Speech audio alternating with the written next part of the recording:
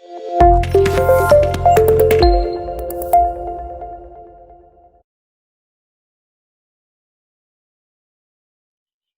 बेटा अब आ गया last step, cash from operating activities का लास्ट स्टेप। स्टेप वन क्या था? Net profit before tax and extraordinary items, वो वर्किंग नोट में निकालते हैं नॉर्मली। स्टेप टू क्या था? Operating profit before working capital changes. Step three क्या था? Cash generated from operations. अब टेक्स्ट में इसको step four and step five दिया हुआ है, हमें वहां पे कोई स्टेप नंबर थोड़ी ना लिखने होते हैं। अंडरस्टैंडिंग पॉइंट ऑफ व्यू से ये स्टेप फोर और फाइव कंबाइंड लास्ट स्टेप है। क्या कैलकुलेट करने हैं? Cash from operating activities. कहां तक पहुंच चुके हैं? कैश जनरेटेड फ्रॉम ऑपरेशंस तक पहुंच चुके हैं। अब बड़ी इंटरेस्टिंग बात, फर्स्ट पार्ट में जब हम net profit before tax and extraordinary item निकालते थे, हमने ऐड बैक कर दिया था। क्या ऐड बैक कर दिया था? Provision for tax current year का। क्यों ऐड बैक कर दिया था? क्या वो नॉन कैश है। ओके। रिफंड ऑफ टैक्स क्यों माइनस कर दिया था? कह रहा है वो पैसे तो आए हैं बट वो ऑपरेटिंग थोड़ी ना, वो बिजनेस इनकम थोड़ी ना है। कह रहा है अच्छा। कह रहा है लेकिन पैसे तो आए हैं, पैसे तो आए हैं, और पेमेंट ऑफ टैक्स इस साल वो भी करी होगी आपने, अगर आपने इस साल प्रोविजन क्रिएट किया है और आप कह रहे हो कि जो करंट ईयर प्रोविजन है वो नेक्स्ट ईयर पे होगा तो ऐड बैक कर दो। तो ऐसी प्रीवियस ईयर का जो प्रोविजन क्रिएटेड था वो इस साल टैक्स पे करना पड़ेगा आपको, तो वो भी तो माइनस करना है। अब जो चीजें ना तो इन्वेस्टिंग है ना फाइनेंसिंग है, जो ट्रांजैक्शंस ना तो इन्वेस्टिंग है ना फाइनेंसिंग है, वो सब यहाँ पे लास्ट में रेजिडुअल आइटम्स, अंडरस्टैंडिंग के लिए कहीं लिखते नहीं है, रेजिडुअल आइटम्स की कैटेगरी में आ जाती है।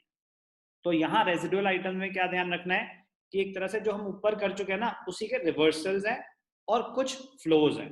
जैसे कि ऊपर हमने ऐड किया था प्रोविजन फॉर टैक्स, ठीक है, तो जो टैक्स पेड है वो पेमेंट तो हुई है, कैश तो रिड्यूस हुआ है, पेमेंट ऑफ टैक्स कहीं एडजस्ट ही नहीं हो रहा, अभी तक नहीं करा, तो मेरे कैश बैलेंस तो रिड्यूस हुआ है।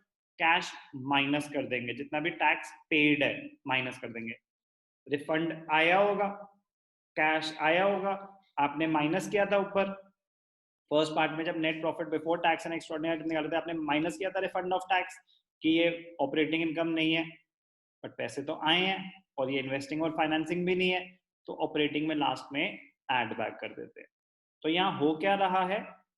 माइनस हो रहा है टैक्स पेड और ऐड हो रहा है रिफंड ऑफ टैक्स। लेकिन हम इसको नेट करके दिखाते हैं कि जैसे टैक्स पेड था 70,000 और रिफंड आया 10,000, तो 70 माइनस 10 60,000 नेट ऑफ रिफंड करके दिखाते हैं। नेट इम्पैक्ट तो वही है, -70 प्लस 10 इज -60। तो जो नेट पेमेंट हुई है उसको हम माइनस करके दिखा देते हैं income tax paid. But tax paid if nothing is specified, तो करंट ईयर का जो टैक्स है वो आपको बताया था provision for tax add back होता है, और जो प्रीवियस ईयर का जो प्रोविजन था वो करंट ईयर में पे होगा।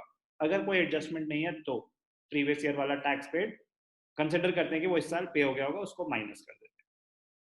रिफंड हो गया, टैक्स हो गया। अब लास्ट स्टेप, एक्स्ट्रॉर्डनरी आइटम्स।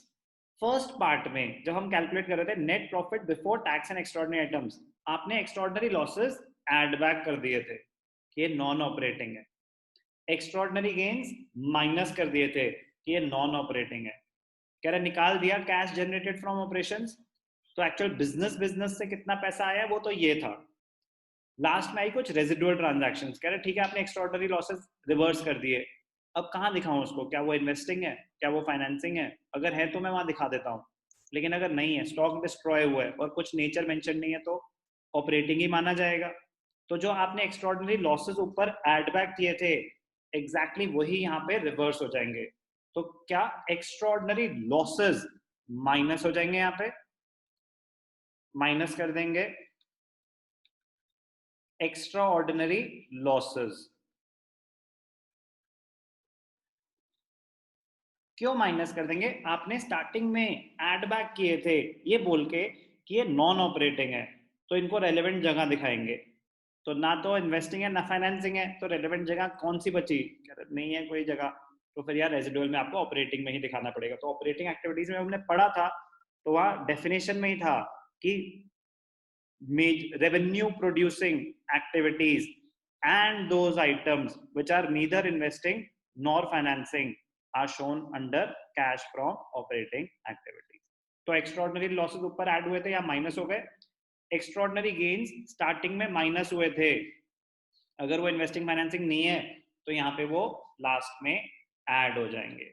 क्या ऐड होगा? Extra ordinary gains. तो बस यहाँ पे ये टैक्स और एक्स्ट्रॉर्डनरी आइटम्स लास्ट में रेजिडुअल आइटम्स में इनकी एडजस्टमेंट दिखाते हैं। फिर तो जो नेट रिजल्ट आता है उसको बोलते हैं cash from operating activities, cash flow from operating activities. अगर पॉजिटिव वैल्यू है तो लिखते हैं cash flow from operating activities. Negative value है कि मतलब ऐसा हो सकता है ना कि आउटफ्लोज ज्यादा थे, इनफ्लोज कम थे, तो नेगेटिव रिजल्ट आ रहा है, तो वो लिखेंगे cash used in operating activity. Cash flow अगर पॉजिटिव रिजल्ट है, नेगेटिव रिजल्ट है, तो उसको लिखेंगे cash used in operating activity. Last part summarise करूंगा दोबारा। कैश जनरेटेड फ्रॉम ऑपरेशंस में माइनस करते हैं tax paid net of refund, तो नेट आउटफ्लो माइनस कर दिया। एक्स्ट्रॉर्डनरी लॉसेस जो ऊपर ऐड बैक कर दिए थे एग्जैक्टली सेम यहाँ पे माइनस कर दिए, अगर स्पेसिफिकली मेंशन नहीं है कि वो इन्वेस्टिंग या फाइनेंसिंग से रिलेटेड है। और एक्स्ट्रॉर्डनरी गेन्स ऊपर माइनस किए थे, यहाँ पे हमने रिवर्स कर दिए, ऐड बैक कर दिए, अगर वो इन्वेस्टिंग या फाइनेंसिंग नहीं है। नेट रिजल्ट आ गया। कैश फ्रॉम ऑपरेटिंग एक्टिविटीज का फॉर्मेट ये है। 75 to 80% जो दिमाग लगेगा फॉर्मेट को अंडरस्टैंड करने में वो ऑपरेटिंग एक्टिविटीज में ही लगेगा। इन्वेस्टिंग और फाइनेंसिंग का बहुत सिंपल, बहुत स्ट्रेट फॉरवर्ड है, एडजस्टमेंट्स हैं उसमें बट बेसिक है, मजेदार है, बट फॉर्मेट याद करना पड़ेगा। तो ऑपरेटिंग का लंबा है, इसीलिए ज्यादा टाइम ऑपरेटिंग को याद करने में लगता है। इतनी डिटेल में समझाने का पर्पस बस यही था कि अगर लॉजिक समझ आ जाए तो याद करना थोड़ा सा इजी हो जाता है, याद तो करना पड़ेगा।